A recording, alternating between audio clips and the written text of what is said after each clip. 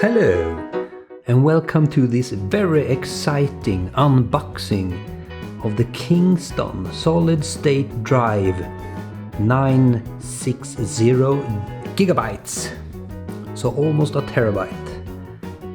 So this is the data center series. The model is DC500M. So I'm very excited. I haven't seen the drive yet, so let's have a look. Okay, so here's the box. It's very solid, stateful drive case.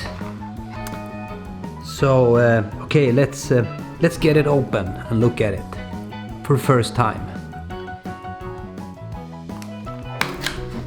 Quite easy to open, I might say. Yes, very easy. But this doesn't look as good as on the picture because it's nothing printed on it.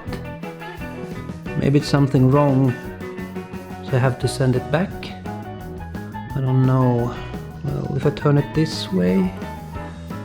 No. Well, I might. Oi! Oh, almost broke.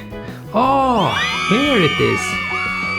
Kingston DC500M 960GB. Well, this looks good. It doesn't weigh much. Looks really good.